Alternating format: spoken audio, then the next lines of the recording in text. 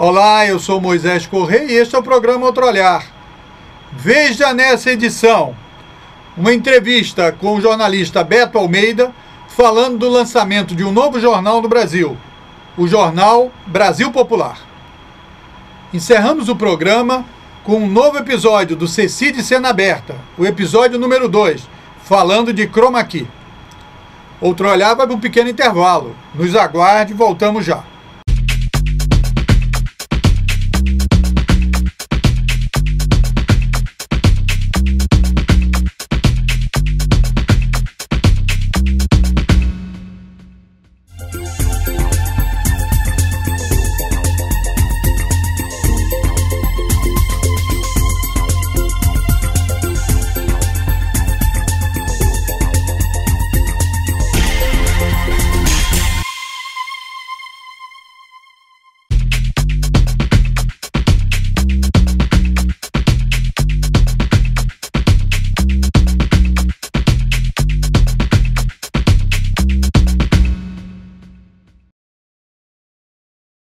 Outro Olhar vai apresentar hoje uma grande novidade para o povo brasileiro, para os trabalhadores e para toda a sociedade. É o lançamento de um novo instrumento de comunicação no Brasil, principalmente em Brasília. É o jornal Brasil Popular. Para debater esse assunto e dizer da importância e por que surgiu essa ideia, nós trouxemos o jornalista Beto Almeida. Beto, por que Brasil Popular e por que um novo jornal diante de tantos jornais que existem por aí? Moisés, primeiro, muito obrigado e parabéns pelo seu programa, que eu sei que está prestes a completar 10 anos. Né? Não é fácil fazer comunicação contra a corrente. É algo que merece por si só construção de uma estátua, um monumento a todos aqueles que batalham contra a corrente daquela comunicação do capital. Existem muitos jornais, mas não existe, por exemplo, um único jornal que faça a leitura, a meu ver, a leitura necessária dos 12 anos e meio, onde ocorreram inúmeras conquistas sociais, trabalhistas, avanços econômicos, e que não teve uma narrativa. Ou seja, eu acabo de vir da Europa. Lá, os jornais Le Monde e o El País, os mais importantes, dois dos mais importantes, saíram em uníssono, praticamente afirmando que o Brasil é o país da corrupção. Quando a manchete o Brasil saiu do mapa da fome, segundo a ONU, sou eu que estou dizendo. Então essas conquistas, o Brasil saiu do mapa da fome, 40 milhões de pessoas passaram a comer com regularidade, isso é notícia. A notícia tem a sua carga social por si própria. Mas se a realidade não é vista, porque a realidade é enxergada não pelos olhos, e sim pela ideologia. Você pode ver, mas pode não fazer a leitura correta da realidade. 40 milhões de pessoas não é um fenômeno social que passassem a comer, a ter à sua disposição, essas 40 milhões de pessoas terem à sua disposição 400 novas escolas técnicas, terem conhecido a luz elétrica apenas no século XXI. Teve que chegar ao século XXI para a luz elétrica, a lâmpada do Thomas Edison ser conhecida no Brasil. Quer dizer, isso foram esses 12 anos e meio do governo Lula e Dilma. Por isso é preciso um jornal que fale essas coisas. Isso nós vamos entrar, até porque você está resgatando aí esse último período dos avanços, e a gente tem visto aí pela mídia comercial que parece que não existiu nada, né? Mas antes da gente entrar nesse conteúdo, eu queria debater um pouco o seguinte, que a ideia que existe aí, eu acho que a primeira coisa que a pessoa que trabalha um pouco a luta pela comunicação, diz, mas lançar um jornal impresso, na era da internet, nós temos que ficar só na internet, etc. Então, agora vamos entrar um pouco nesse, por que um jornal impresso quando se diz por aí que a questão toda é a internet, a coisa automática, na mesma hora, ao vivo, etc. Eu sou a favor de todas as modalidades de tecnologia de informação, inclusive a imprensa de Gutenberg, que não foi democratizada no Brasil até hoje, embora seja do século XVI. No Brasil se lê menos jornal que na Bolívia. E o Brasil é a maior economia da América Latina, e a Bolívia tem uma economia muito pequena, mas lá não tem analfabetismo mais, segundo a Unesco. É a minha palavra não. A Unesco disse isso. O Evo Morales, que foi considerado inepto para a alfabetização quando tinha 8 anos de idade, hoje é o presidente do país e o Brasil, e a Bolívia não tem mais analfabeto. O jornal impresso, segundo estatística da Federação Internacional de Editores de Jornais, ou seja, a patronal, os magnatas, está em crescência. Há um crescimento muito importante do jornalismo impresso gratuito. Eu acabo de chegar da Europa, como lhe disse, e hoje você vai na Alemanha, na Bélgica, na França, os jornais, em boa medida, já não são mais vendidos, são distribuídos gratuitamente. Esse campo no Brasil ainda está por ser explorado. Então, exatamente porque somos indigentes em taxa de leitura de jornais no Brasil, há campo para avançar. Agora, por que nós estamos aparentemente na contramão? Não estamos. A pesquisa de consumo da mídia lançada agora em 2015 pela SECOM, Presidência da República, mostra que a internet não chegou ainda a mais da metade do povo brasileiro. Os que estão conectados, que não chegam à metade, 26% deles se dedicam à leitura daquilo que é ofertado. E aquilo que é ofertado é o conteúdo produzido pela velha mídia. Então, muita gente diz, não, a internet é um território livre. Eu tenho informação que eu quero. Eu pergunto, qual informação?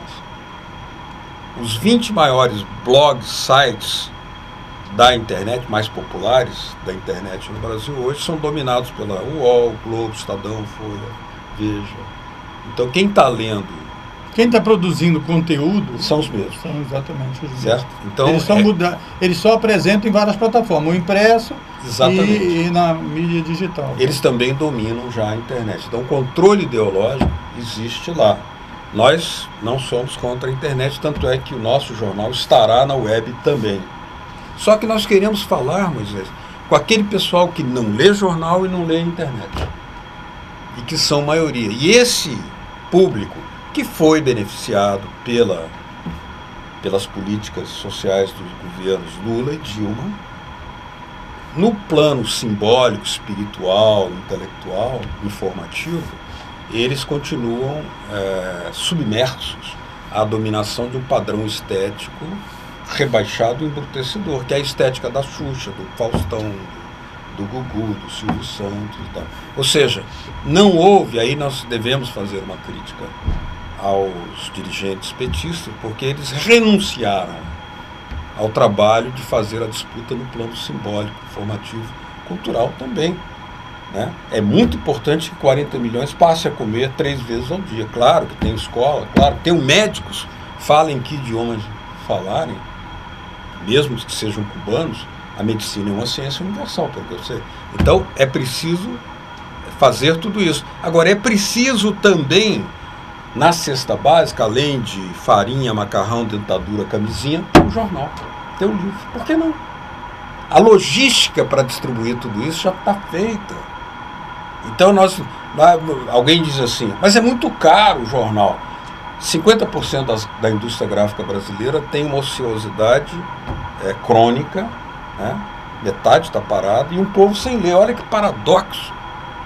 O povo sem ler e a indústria gráfica parada, das mais modernas do mundo. Então, você, até onde eu sei, você é um dos caras pioneiros nessa ideia de lutar para que houvesse uma publicação do jornal feito em conjunto pelas principais instituições ou partidos, mais voltado para o campo popular e democrático, etc. Mas como então vocês vão organizar para sair e realmente publicar esse jornal? Não é caro? Como é que vão conseguir botar isso na rua? Qual é a ideia que vocês geraram? Qual é a solução? Esse é o âmago da questão. É preciso convencer as pessoas de que quem elege 4 vezes um presidente da República tem prestígio, força, capacidade política, organizativa para fazer um jornal. Ou não tem? Tem alguma tarefa mais difícil na sociedade do que eleger o presidente da República? Né? O mais difícil de todas? Fazer um jornal é menos. O Evo Morales fez, o Hugo Chávez fez, o Rafael Correa fez, a Cristina Kirchner. Todos eles fizeram e agora... O Partido Comunista Japonês tinha um jornal, tinha o Pravda existia. O Lenin fez um jornal. Né, o Che Guevara subiu a Serra Maestra, no lombo do burro ele trouxe uma impressora e um transmissor de rádio, a Rádio Rebelde. Por quê? Se você chega, ainda que seja, eu não quero fazer aquela discussão, estar no poder, estar no governo, não. Se você chega à presidência da República e se você não constrói uma justificativa simbólica, ideológica, política, cultural, do porquê você está ali fazendo tudo isso, pode ocorrer o que está acontecendo hoje com o PT. Ele tirou 40 milhões da fome, ele democratizou o uso da luz elétrica, construiu milhões de moradias, as pessoas comem, né? Mas parece que o PT só fez tudo errado. Parece que não teve nada de útil, nada de elogiável. Quando a FAO elogia os governos Lula, né, recebeu um prêmio. A Unicef disse que o Brasil reduziu a taxa de mortalidade infantil. A OIT disse que o Brasil reduziu o trabalho infantil. Né? A Unicef reconheceu e a Organização Pan-Americana de Saúde que o Brasil tem a maior rede de bancos de leite maternos do mundo. Isso não é notícia, será notícia do nosso jornal. Inclusive, você falando isso, eu me lembrei que eu postei lá na minha página na internet a fala da Marieta Severo, né? Então, a Marieta Severo, com 30 segundos, né, chegou e falou assim, olha, eu não acho nada disso. O Faustinho, né, quer dizer, o Paulo Henrique Amorim chama ele de Faustinho, o Faustão. Pô, eu não acho nada, eu não sou pessimista, não. Eu acho que a inclusão social é uma coisa muito importante. Marieta Severo foi brilhante, né? Que inteligência, que elegância, ela demoliu o Faustão. E ela falou assim, a crise, já aconteceram muito, nós saímos e vamos sair dessa também. Então. Claro, ela disse o seguinte, olha, qualquer país que tenha feito redução da desigualdade já fala na minha alma. Isso, e falou mais ou menos assim, né? Quer dizer, e o Faustão diz, não, tudo que foi feito é uma porcaria. Esse é um país sem educação, esse é um país da corrupção, esse é um país disso, da desesperança. Não, eu tenho esperança. Olha aqui, quer ver coisas que são impublicáveis? Não porque sejam indecentes, porque há interesse em não divulgar. O Brasil e Cuba produzem conjuntamente vacinas contra a febre amarela e são distribuídas ao preço mais baixo possível, salvando vidas na África. A Fundação Manguinhos, Oswaldo Cruz, e a Fundação Feeling de Cuba. Cuba tem a tecnologia, o Brasil dá a escala. Suporte à escala. Quer dizer, onde é que saiu essa informação? Vai sair no Jornal Brasil Popular, coisas dessa natureza, entendeu? Até para que a autoestima da população não seja demolida como se está fazendo por meio da destruição do símbolo que é a Petrobras, para dizer, conseguiram até destruir a Petrobras. Mentira. Por exemplo, você estava me perguntando, qual seria a manchete hoje? Do primeiro número. Deixa eu perguntar então. Se nós vamos publicar, se você vai publicar o Brasil Popular, qual seria a manchete que você, coordenando a primeira página do Brasil Popular, você incluiria entre os assuntos aí da cesta de assuntos? Porque você sabe que todo dia, você jornalista, todo dia tem um monte de informação. Agora, qual a informação que vocês trariam para a manchete? Hoje eu diria, a Petrobras não está um caos. A Petrobras está aumentando a sua produtividade. A Petrobras é líder em tecnologia de prospecção profunda e isso é reconhecido porque ganhou, inclusive ganhou um prêmio agora, o mais avançado prêmio do mundo da indústria petroleira, que está submerso sob essa montanha de desinformações que se presta. Se há ladrões na Petrobras, como existem também na NASA, na Lufthansa, na Fiat, né? Quantos banqueiros franceses foram presos, quantos banqueiros americanos foram demitidos naquela crise, né? O Citibank hoje é um banco estatal, esqueceram-se disso? Não, e o Murdoch americano? O Murdoch, o Murdoch australiano inglês. Esse é o Murdoch da imprensa, mas um outro cara lá que foi preso por causa da pirâmide financeira, e os filmes aí, O Lobo de Wall Street, claro. E aquele, mostra que no sistema que eles consideram normal, que é da Bolsa de Valores, é uma safadeza inteira. Ou seja, essa é uma prática generalizada numa economia dominada pela mentalidade capitalista. Então, quer dizer, sempre houve a intenção de demolir a Petrobras. E essa campanha, ela atual, eu chamo de campanha porque ela visa paralisar a Petrobras com as empresas que trabalham em torno dela. Aqueles que roubaram, que praticaram atos ilícitos, que sejam punidos. As empresas devem continuar existindo, porque elas pertencem já à sociedade brasileira, né? De certa forma, a Petrobras ao povo brasileiro. Então é muito diferente, ou seja, quando Getúlio queria criar a Petrobras, o Estadão, no dia que ele assinou a lei, o Estadão, Estado de São Paulo, jornal da oligarquia cafeeira paulista, escreveu um editorial dizendo: Getúlio é louco, que vai criar uma empresa de petróleo num país que não tem petróleo. Eles disseram... Não, e isso teve um parecer até de cientistas americanos e tal, né? Que... O relatório foi... Exatamente, chegou à conclusão que no Brasil não tinha petróleo. Não tinha petróleo. Eles dizem, porque... Bom, tá claro. Então, o objetivo agora se coaduna com um projeto de... Então, seria o quê? Aproveitar de uma situação de que houve alguma atitudes que no capitalismo isso é o mais normal que existe, que é a corrupção. A corrupção no capitalismo é inerente ao capitalismo. Então, claro. Essa hipocrisia. Então, aconteceram malfeitos na Petrobras. Então, se aproveita, em vez de resolver o problema dos malfeitos e tal, se aproveita isso para atacar aquilo que é de positivo da Petrobras. Como se a solução única fosse a privatização da Petrobras, a retirada dela do petróleo pré-sal, de ser uma operadora única, como é o projeto de lei que está sendo votado. E do Serra, inclusive, hoje, né? De acabar com o sistema de partilha. Né? Exatamente, a lei da partilha para ficar na concessão, que é uma coisa muito mais nociva. O que significa a lei de concessão? Maior repasse de recursos para as empresas transnacionais e menos para o Estado brasileiro. Só que a lei da partilha, ela tem um desdobramento. Ela destina parte da receita para educação e saúde, né? Então, quer dizer, alguém disse, não sei se foi o Lula, que seria a nossa segunda independência. É verdade, a lei da partilha do petróleo. Com o petróleo pré-sal, esse país pode ser apenas um exportador de petróleo crudo, matéria-prima, ou pode se transformar numa dos países mais industrializados do mundo, através da petroquímica, do refino e tal. É isso que querem impedir, que o Brasil não dê o salto que ele pode dar. Aí usam-se argumentos completamente falaciosos. Um deles, vale a pena citar, tamanha demência, é que a Petrobras não tem capacidade de investimentos nem de tecnologia para dar conta do petróleo pré-sal. Eu lembro que toda a indústria petroleira iraniana, depois da Revolução do Irã, em 79, ela perdeu todos os técnicos ingleses que tinha, norte-americanos. Perdeu não, ganhou, né? Porque agora toda a indústria petroleira é estatal, não há um técnico estrangeiro e toda a tecnologia é do país, e o Irã é uma das grandes potências petroleiras do mundo. Inclusive já lança nave espacial tripulada. Isso não é divulgado. Nosso jornal vai divulgar isso também.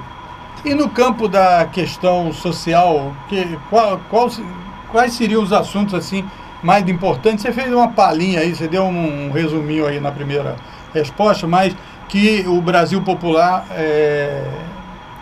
levantaria.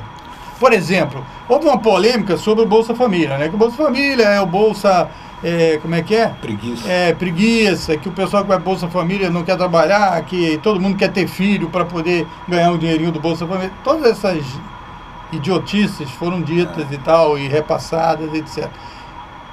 E nessa questão social, das conquistas sociais, o que agora mesmo acabamos de ler aqui que tem um partido aí que diz que todas as conquistas trabalhistas de Getúlio Vargas foram perdidas no governo da Dilma. Não foram perdidas. A CLT ainda está de pé, né? E o Bolsa Família, ele é cercado de mitos, né? Porque, por exemplo, que é Bolsa Preguiça. Já há uma estatística provando que a maior parte das pessoas, das famílias que recebe Bolsa Família, consegue algum ingresso no mercado de trabalho. Que as crianças estão na escola. Só isso já justificaria o Bolsa Família. Que a desnutrição infantil tenha se reduzido das famílias do Bolsa Família. Isso já justificaria, né? Porque o Bolsa Família, na verdade, é um programa destinado à mulher e pensando na próxima geração. Porque essa geração dos pais praticamente já foi perdida. Essa mulher que recebe Bolsa Família é porque ela não pode estudar. Essa geração, nós estamos pensando na que ainda não perdeu. Que aqui no Rio de Janeiro, quando houve o projeto CIEPS, aliás, o Darcy Ribeiro disse essa frase monumental, né? Se em 20 anos, ele falou isso em 92, se em 20 anos o Estado brasileiro não colocar as crianças pobres na escola integral, o Exército vai ter que subir as favelas com tanques e tropas. Desgraçadamente, a profecia se comprovou. Desgraçadamente, dolorosamente. Pois é, se essas crianças estivessem lá, elas seriam geração CIEPS, não seriam a geração crack de hoje. Então, é escola. Reduzir a maioridade penal é o desejo perverso, um resquício da escravidão ainda, né?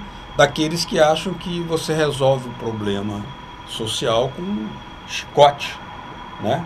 Que a gente pensou que tinha sido resolvido na Revolução de 30, a questão social como caso de polícia. Exatamente. Agora, a maioridade penal foi derrotada, a redução da maioridade penal foi derrotada por 4 votos, mas foi derrotada.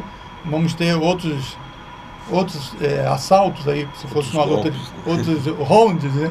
Etc. Agora, Beto, você não acha que existe uma questão de fundo, que a empregada doméstica passou a ter mais direitos, né? Quer dizer, os negros, há uma luta para uma integração maior e punir a discriminação, os filhos de pobre poder ter chance de ir para a universidade, os famintos comerem. Isso, você não acha que isso deixou uma elite aí, quer dizer, muito irritada?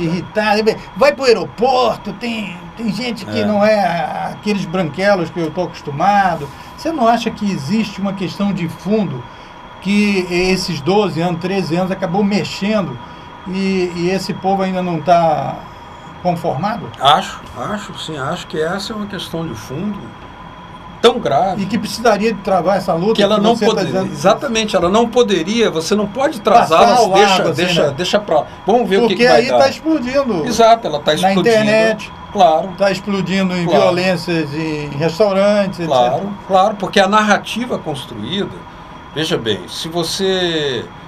Como é que pode um país como esse, que arranca petróleo a 7 mil metros e não consegue ter um jornal a favor de si próprio? De si próprio. Você vê um negócio paradoxal, né? Nós vamos a 7 mil metros de profundidade, tiramos o petróleo, somos admirados pelo mundo, e quando você vai dizer, nós estamos botando mais negros na universidade, absurdo. Não pode. Como é que o negro vai entrar na universidade?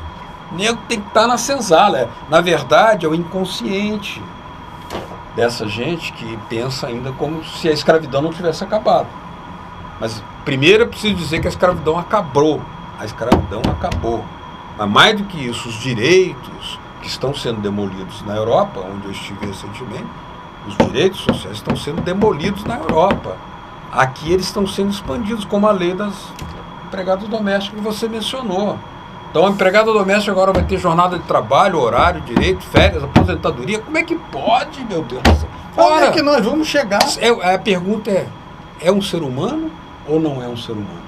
Ou é conversa fiada que está na Constituição, que é todos iguais perante a lei? Vamos botar a Constituição para valer ou não vamos? Inclusive na área da comunicação. Por isso, eu gostaria muito, Moisés, que esse seu programa, que o 10 anos de outro olhar, né, ele estivesse em rede nacional, né? Eu gostaria muito que aquelas forças progressistas que reconquistaram as eleições diretas, elegeram a Constituinte, elegeram 4 vezes programas sociais a favor do povo, tivessem o direito de ter televisão, rádio. Eu só estou propondo o jornal porque é a única possibilidade hoje. Não é porque eu queira, não. Eu prefiro televisão. Tem que ter rádio também? Teria que ter rádio. Nós vamos fazer uma cooperativa, estamos já montando uma cooperativa para lançar o jornal porque é mais rápido, não tem embaraços legais.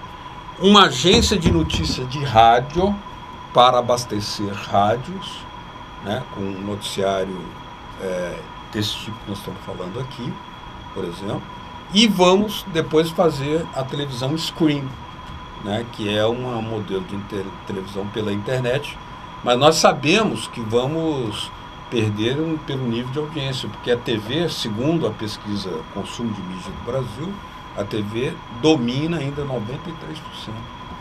dos municípios, dos domicílios, né? Ou seja, a predominância televisiva é esmagadora. Mas, veja bem, eu posso ficar apenas me conformando em acusar essa mídia de ser facciosa, de ser antidemocrática, ou eu tenho a obrigação de reagir, o que está ao meu alcance é fazer um jornal. Vamos fazer um jornal. E ele também está na web. Um outro assunto que eu acho que vocês devem tratar é a questão das relações internacionais, né? Então, quer dizer, o Brasil estava sendo criticado porque financiou o Porto de Mariel em Cuba, não é isso? Aí quando os Estados Unidos falou, não, temos que reatar com Cuba, aí o pessoal parece que botou a viola no saco. Não vamos fazer não, porque se o Obama tá... Você viu? Agora não podemos deixar de falar, Alberto. Pô, ontem, o nosso programa é gravado, todo mundo sabe aquela que não é jornalista o meu. Da Globo aquela jornalista que acho que Sandra Coutinho se amarra nos Estados Unidos, né? Ela foi fazer uma pergunta assim. O Brasil acha que é uma potência mundial. Vocês acham que a gente é só uma potência regional? Como é que é esse conflito aí, Obama? Eu não acho nada disso. O Obama corrigiu a pergunta. Como é que foi? E a pergunta nem era para ele, né? A pergunta era para Dilma. Ou seja, a jornalista ela está tão imbuída do complexo de vira-lata que embora o Brasil queira parecer uma potência mundial, os Estados Unidos nos tratam como potência regional. Né? E ficou feia, hein? Aí o Obama, nós não achamos que o Brasil seja regional. Para nós, o Brasil é um poder mundial. Para a gente resolver várias questões, ele citou vários assuntos. Para várias ações. Tinha que ter a participação do Brasil. Agora, então como é que vocês vão fazer essa cobertura da questão internacional e tal, que não seja uma coisa só intelectual, né? Porque também você sabe que nós temos vários jornais no campo da esquerda, no campo popular, etc., mas é uma coisa que as pessoas não conseguem entender direito, né? Como é que vocês vão fazer isso? Nós podemos ter uma linguagem simples e bem direta, mostrando, por exemplo, a decadência do dólar. Hoje o Brasil é parte dos BRICS, forma parte do Banco dos BRICS. O Banco dos BRICS é uma potência mundial. Os BRICS, né, para o pessoal que ainda não sabe, é a composição dos 5 países aí. É um grupo de países: Brasil, Rússia, China, Índia, China e África do Sul, né, que compõem um bloco de enorme capacidade econômica, militar. Basta dizer que hoje o Brasil está comprando helicópteros, lança-mísseis, tanques fabricados pela Rússia. A China também é hoje a segunda economia do mundo, é o primeiro parceiro do Brasil já, né? A China lidera as licitações da indústria de ferrovias no mundo inteiro, ela ganha 80% dos projetos. Lança naves ao espaço, a Rússia também lança, e o Brasil, fazendo parte dessa nova composição, tem uma larga possibilidade de um desenvolvimento, né? Hoje, por exemplo, o Brasil tem mais comércio com a China do que com os Estados Unidos. tem mais comércio proporcionalmente com os países do Mercosul, é muito vantajoso para nós o comércio com o Mercosul do que com outros países. Então tudo isso é preciso explicar numa linguagem simples, linguagem fácil. Quando o Brasil ajuda a construir o Porto de Mariel, ele não está doando dinheiro, ele está investindo dinheiro do BNDES nas empresas brasileiras que vão lá construir e que serão pagas por isso. Então o dinheiro nem sai do Brasil, o dinheiro entra no Brasil. Aí a mídia do grande capital diz: o Brasil está doando dinheiro para Cuba. Mentira, né? O diabo é que há parlamentares, pessoas de grande experiência política que entram nessa hipocrisia de falar que o Brasil está doando dinheiro. Não está. O Brasil está, o Estado está financiando obras em outros países que beneficiam, tanto é que beneficiam e que mudam a geopolítica, que os Estados Unidos, depois disso, mudou a sua relação para com Cuba, né? Porque eles não podem perder o espaço do Caribe, onde o Brasil vai ter empresas importantes, a China vai ter. A China está construindo um novo canal. Ao lado do canal do Panamá, na Nicarágua, a China está construindo um novo canal.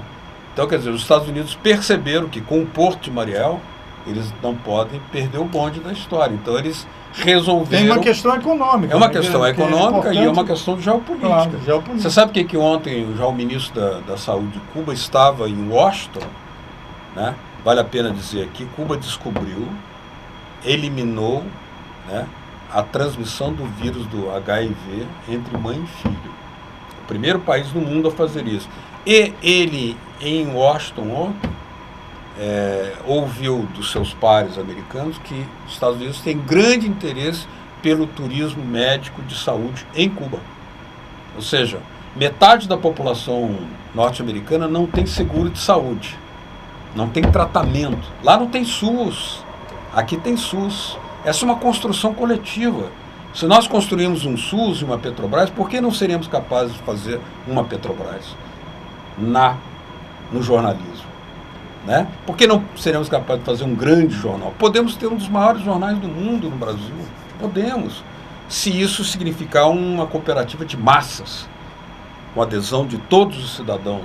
Não queremos ficar resmungando, paralisados, esperando que alguém faça por nós. Nós queremos fazer, botar a mão na Agora, massa. Esse jornal, como é que é a relação dele com o negócio de partido?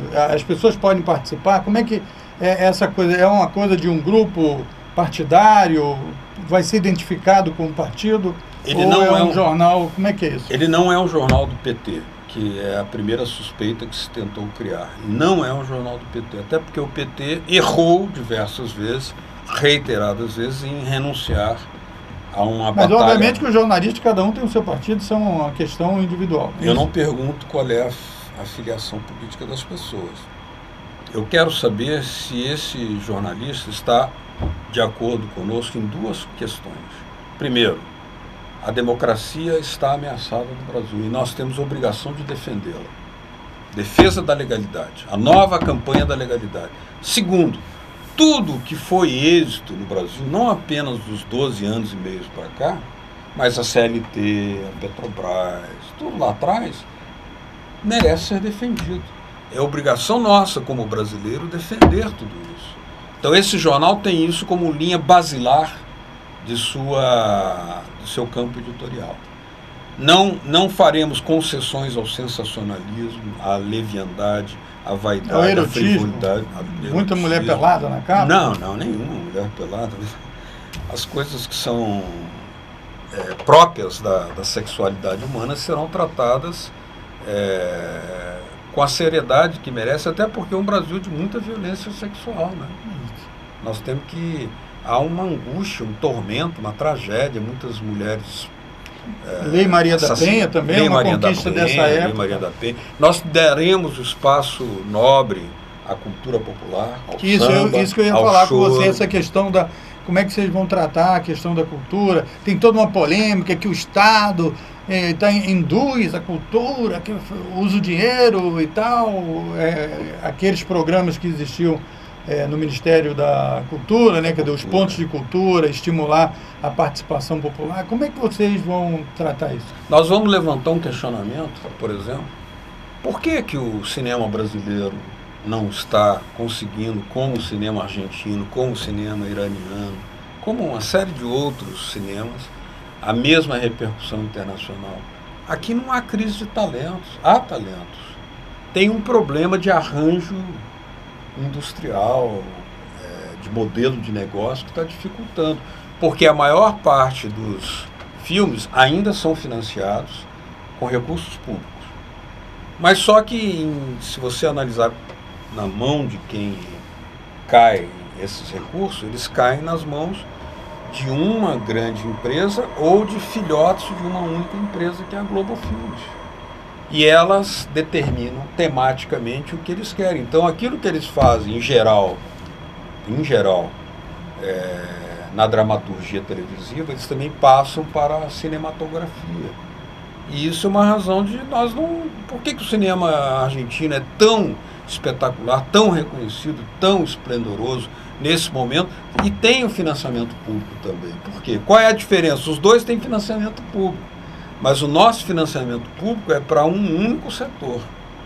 O financiamento público de lá é para a pluralidade, a diversidade, para o resgate da memória nacional, né? Por isso eles são brilhantemente reconhecidos pelo mundo inteiro. Nós queremos abrir esse debate. Nós queremos até fazer palavras cruzadas, mas com inteligência, né? Palavra cruzada não tem que ser assim, o que é o beabá, não, tem que ser discutir quem são os nossos heróis, o que fizeram, as nossas grandes causas nacionais, né, ou mundiais, né, a vida de um Frei Caneca, de um Beethoven. Você viu aí que quando a Dilma citou, delatou e tal, o Globo já baixou de que Tiradentes não é bem assim, etc. e tal. Os caras têm uma coisa aí que precisa ser realmente recuperada. Agora, a gente já está finalizando. Falou da mandioca também. Falou da mandioca. E deixou os caras.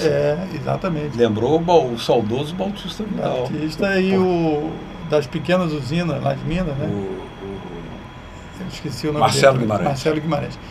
Nós já estamos encerrando, Beto. Sabe que você aqui é sempre bem-vindo aqui, né? Fazer várias horas de entrevista, mas a gente tem um horário aqui. Então me diga aí, como é que as pessoas, vocês já têm o site, se tiver alguém olhando aí, você, meu Deus, tem um cara querendo, tem um grupo aí montando uma cooperativa, eu quero participar e tal, como é que o povo vai fazer contato com vocês, etc. Divulga aí, pô. Os jornalistas gregos fizeram 1 ano e meio atrás, demitidos que estavam, uma grande cooperativa jornal, e esse jornal já é hoje o jornal de maior circulação em Atenas.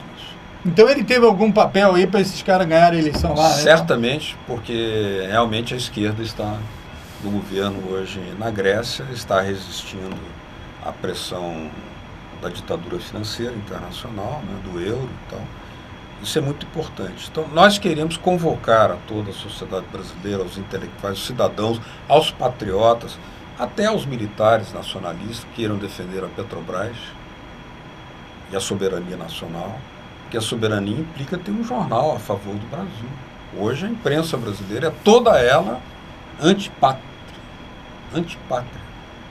É apátrida, né?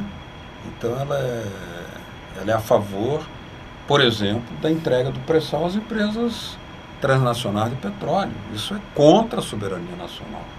Então, todos aqueles que queiram vir conosco, né, os telespectadores do programa Outro Olhar, podem procurar na internet Brasil Popular, Jornal Brasil Popular, www.jornalbrasilpopular.org.br e também jornalbrasilpopular.com.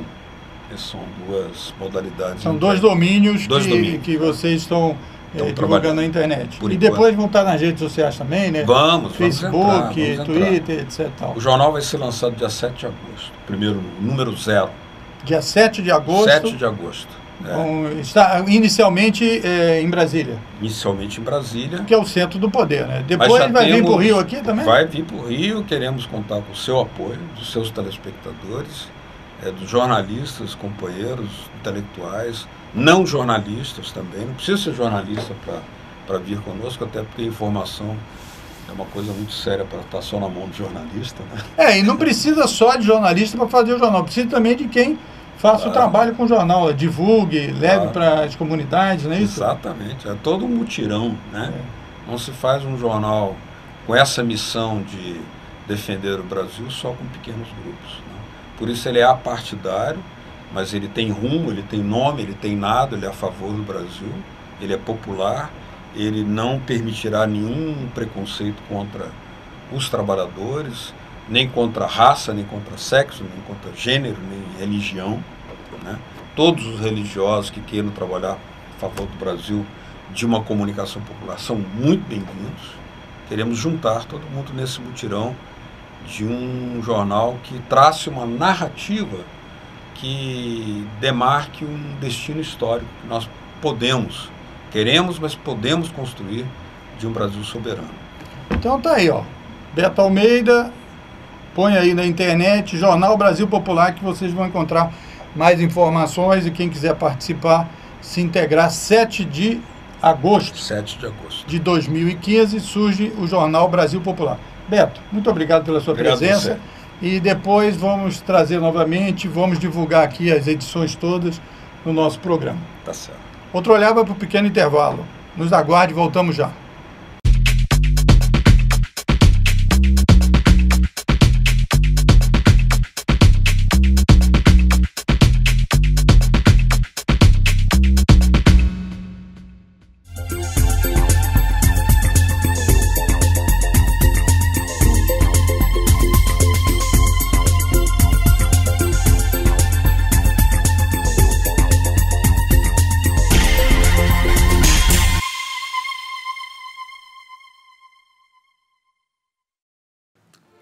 Olá, eu sou Osmar Prado e estou aqui para falar sobre algo muito grave.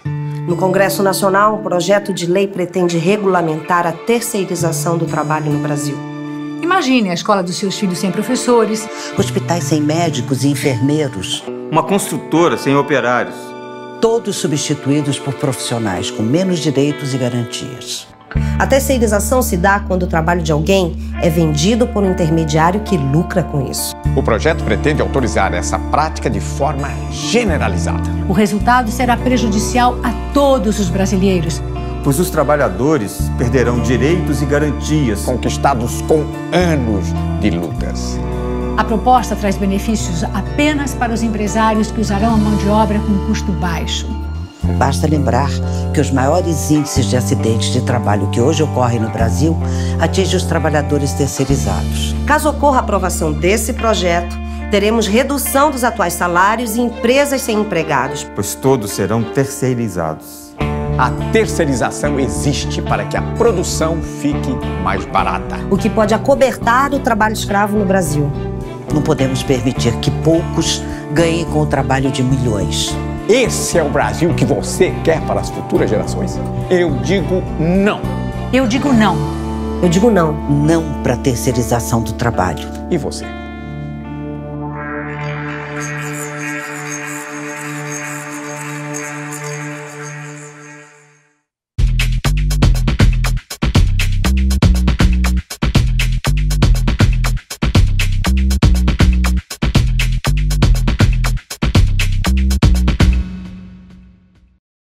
Para encerrar o programa, vamos mostrar o segundo episódio do CECI de Cena Aberta, debatendo a questão do chroma key.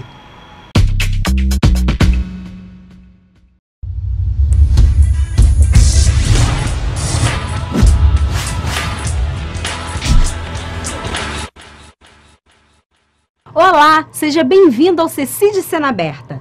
No programa de hoje, você vai conhecer as funcionalidades do chroma key, uma técnica de efeito visual que permite sobrepor uma imagem com o anulamento do fundo azul ou verde.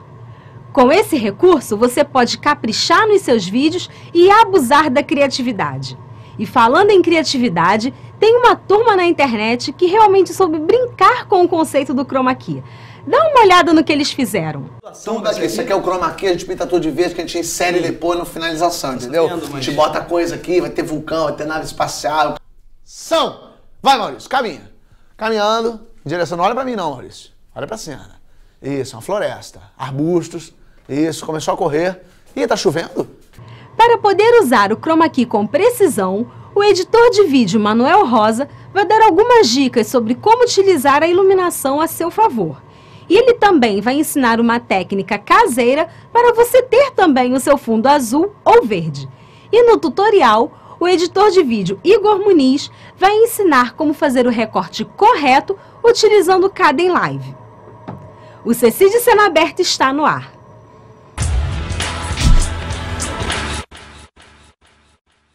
Olá, meu nome é Manuel Rosa e estou aqui para apresentar mais um assunto para o CC de Cena Aberta. Dessa vez nós vamos falar sobre chroma key. O que é chroma key? Bom, chroma key é uma forma de gravação, de captura de imagem que você faz para obter um cenário virtual, um estúdio. E para que serve esse chroma key? Bom, o chroma key ele serve para dar uma qualidade maior ao seu vídeo, né? Torna o seu vídeo mais profissional. E não é só isso, ele ajuda também a baratear o custo. Quando você tem uma externa, né, que pode ser muito cara pelo aluguel de equipamento, de pessoal, né, pela logística. Então, você muitas vezes pode substituí-la utilizando um cenário virtual. Como exemplo, desse daqui, né? Nós estamos com o cenário verde, né? Mas é só eu dar um instalo que eu posso aparecer em Copacabana. Ou em Londres. É assim que funciona. Vamos para a primeira regra de utilização do chroma key. Para você utilizar um bom chroma key, primeiro você tem que ter um fundo verde como esse ou azul. No nosso caso, nós estamos utilizando no fundo um pano específico verde para chroma key. Existe também azul, mas existem outras alternativas, inclusive mais baratas para você montar também o seu estúdio com essas cores. Uma delas são as tintas, né? Hoje você já pode procurar em qualquer loja de tinta, tanto da marca Souvenir como da marca Coral, tintas de chroma key. Essas tintas estão aí na faixa de 50 a 100 reais. Você procure cores ou verde ou azul perto dessa tonalidade aqui, entendeu? E faz vários testes, né? Assim você vai estar obtendo o mesmo resultado que nós temos aqui com o pano. O pano é um pouquinho mais caro, por isso que eu estou dando essa alternativa da tinta, né? Porque a tinta barateia bastante o custo e a produção do seu chroma key. Ainda sobre a regra número 1, é fundamental você atentar para a seguinte questão. Quando você estiver fazendo um chroma key, tanto no fundo azul como no fundo verde, a pessoa que estiver sendo gravada, no caso, não pode estar utilizando essas cores na roupa. No caso, se eu tivesse aqui com uma blusa verde e fosse fazer o recorte, automaticamente não apareceria nada nesta parte aqui do meu corpo. E isso acontece também no caso de o fundo ser azul e você está utilizando uma roupa azul. Então, sempre que você estiver utilizando esses fundos, procurar indicar, né, para o seu ator ou para a pessoa que vai participar da gravação, utilizar uma roupa na cor diferente do fundo ao qual você vai gravar o chroma key. A segunda regra para um bom chroma key é a questão da profundidade. Um estúdio, para fazer um chroma key, tem que ter uma profundidade no mínimo de 2 a 3 metros, no mínimo. No caso, se você for fazer o chroma key na sua casa, você tem que tentar atingir essa profundidade, essa distância entre você que está sendo gravado e o fundo, verde ou azul, que tem que ser no mínimo de 2 metros. Por que isso? Porque quando você faz a gravação do chroma key, você tem que fazer uma iluminação de frente, né? E essa iluminação, muitas vezes, ela reflete. Se você não tiver com uma boa profundidade, ela vai dar um contorno errado, que na hora de você cortar na edição para colocar o seu fundo virtual, vai dar algum problema, ou vai tornar o corte muito mais difícil do que se você seguir uma profundidade de no mínimo 2 metros. A terceira regra para um bom chroma key é a iluminação. Você tem que ter uma iluminação bem soft e bem uniforme. Você não pode ter um tipo de iluminação para um lado e um tipo de iluminação para outro, porque isso vai dificultar na hora do corte. Imagina você ter um foco de iluminação forte de um lado e um outro mais fraco do outro. Na hora que você for editar e fazer o corte com o seu fundo virtual, essa diferença de luz pode estragar por completo toda a gravação que você fez no chroma key, prejudicando completamente o corte e a edição desse corte com seu fundo virtual. No caso do nosso programa, como estamos tentando dar dica para vocês de uma gravação de baixo custo, eu indico uma iluminação simples para o chroma key, que segue a seguinte regra: 2 spots de iluminação aberto, que vai automaticamente iluminar o ator ou a pessoa que está sendo gravada, 2 iluminadores Kinoflow, que vão ficar no alto do estúdio para iluminar o fundo, no caso o fundo verde, e um Fresnel, que vai servir como uma luz de corte, que vai estar iluminando de trás para frente, para dar linha de corte na hora da edição do chroma key. Bom, espero que com essas dicas você consiga fazer um bom chroma key. Treine, brinque bastante com fundos virtuais, treine bastante iluminação, que com certeza você vai chegar ao seu objetivo final, que é fazer um vídeo bom, com recorte, com fundo virtual de qualidade.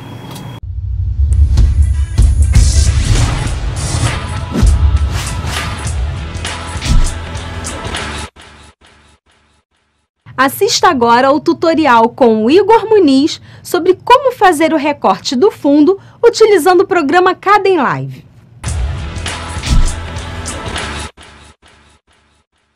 Bom, eu sou o Igor Muniz, editor, especialista em finalização, composição e animação.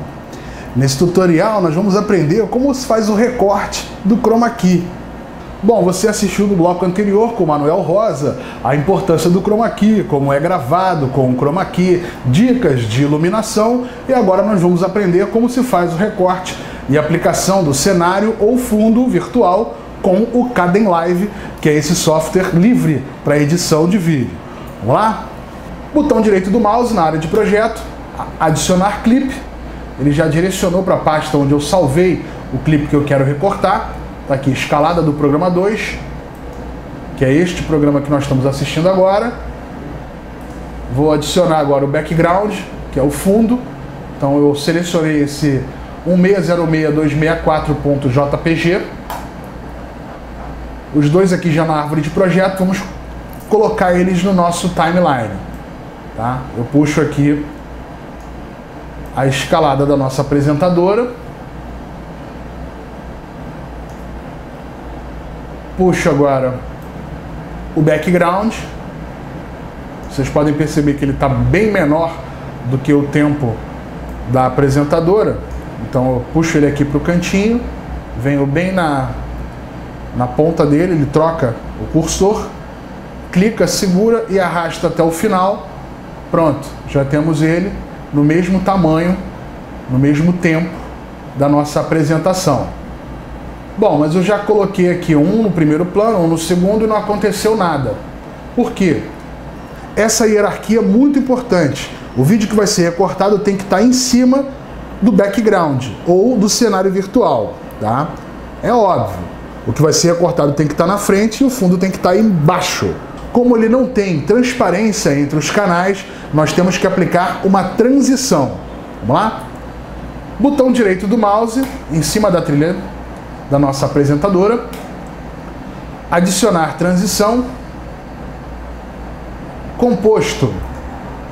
Nada aconteceu ainda, porque a transição ela fica sempre entre uma trilha e outra. Então, o mesmo processo que a gente fez com o background. Clica, segura e arrasta até o final. Pronto, temos a transição no mesmo tempo do background e do primeiro plano. Agora sim, nós podemos recortar. Botão direito do mouse, adicionar efeito, manipulação alfa, tela azul. Ué, tela azul? Mas o fundo não é verde? Não tem problema nenhum. Tela azul é só o nome do efeito. Vocês podem ver aqui nos parâmetros dele que ele tem a tela azul, tem a cor azul aqui, um conta-gotas e a variação. Bom, nós podemos trocar a cor-chave para qualquer cor da paleta de cores do Kdenlive. Só que o mais apropriado, como a gente não sabe qual é essa tonalidade, a gente cancela aqui e puxa pelo conta-gotas. Clica no conta-gotas e vamos achar um verde que a gente possa recortar. Uma vez a gente clicando no verde, ele seleciona todo o outro e substitui pelo background. Vocês podem ver que ele já recortou aqui e a gente já tem ela sobreposta com o nosso fundo. Mas sobrou uma linha verde nela, em volta da nossa apresentadora. Então vamos mexer na variação da tela azul, que é esse efeito aqui. Ou você coloca o cursor em cima do variação e mexe no scroll do mouse. Vocês podem perceber que ela está afinando mais o recorte. Ou você vem com o próprio mouse fazendo esse ajuste fino. Vamos chegar o mais próximo da pele da nossa apresentadora sem recortar o cabelo. Se eu pegar a variação e jogar ela no máximo ou aumentando, ela vai invadindo a apresentadora. Por quê? Porque sobra um pouco de luz verde, devido à falta de contraluz, que é o que o Manuel explicou no bloco anterior. Não só você tem que ter as luzes de frente para tirar as sombras do lugar onde você quer recortar, como você também tem que ter um contraluz para tirar essa sobra de verde, certo? Então vamos lá. Só que como a gente não teve esse contraluz, nós temos um outro recurso que podemos usar para poder acertar essa sobra, tá? Vamos lá. Botão direito do mouse na nossa apresentadora, adicionar efeito, manipulação alfa, redução do efeito chroma. Dentro aqui da nossa pilha de efeito, ele apareceu com os parâmetros da redução do efeito chroma. Como nós vamos fazer agora para tentar acertar e tirar essa sobra de verde? Está vendo aqui que nós no primeiro parâmetro temos a cor-chave. A cor-chave veio como padrão o azul, que é o mesmo azul do efeito de cima. Como a gente trocou para o verde, então eu venho aqui com conta-gotas e copio essa cor verde. Obviamente ele pegou tudo que é verde que tem nessa imagem e substituiu pela cor de destino, que é essa cor que já veio padrão no efeito. Eu não quero essa cor padrão. O que eu quero é transformar toda a sobra de verde em preto, para tentar simular uma sombra. Como eu faço isso? Cor de destino, venho com conta-gotas e seleciono qualquer área preta que tiver na tela. Ele voltou a ter essa cor meio pálida na nossa apresentadora. Agora, com os outros parâmetros, nós vamos tentar acertar isso. Tipo de máscara, distância da cor. O que nós fazemos? Vamos na tolerância e vamos tentar diminuir um pouco para tentar voltar a cor original dela. A inclinação também, nós vamos tentar aumentar ou diminuir até que você consiga visualizar ela sem a sobra de verde. Nível da tonalidade também, vamos acertando e tentar achar a nossa cor. Não existe um padrão. Os seus olhos são a melhor régua de medida para você achar a cor certa. Então, continuando aqui, vamos no limiar da saturação para tentar acertar. Operação 1, sem chroma. Aqui a gente vai colocar um segundo parâmetro para poder tentar acertar isso. Então, sem o chroma, ele vai pegar o verde e vai tentar botar uma cor mais próxima sem esse verde aqui. Operação 2, como está sem nenhum padrão, eu vou aplicar aqui a cor de destino. Então ele vai pegar essa cor de destino e vai tentar recuperar aqui. Vocês podem perceber que nós já temos a Gisele já quase com a cor original e sem as sobras de verde. Então vamos assistir aqui o produto final, ver como é que ficou? Obviamente eu não estou usando o recurso clipe de proxy, porque se eu usar o clipe de proxy ele vai diminuir a qualidade, impossibilitando de eu conseguir ver as arestas e as sobras aqui, certo? Então não é muito apropriado você utilizar o clipe de proxy para fazer o recorte de chroma, a fim de você conseguir um chroma perfeito, um recorte perfeito. Bom, gente, era isso que eu tinha para ensinar nesse tutorial. Até a próxima!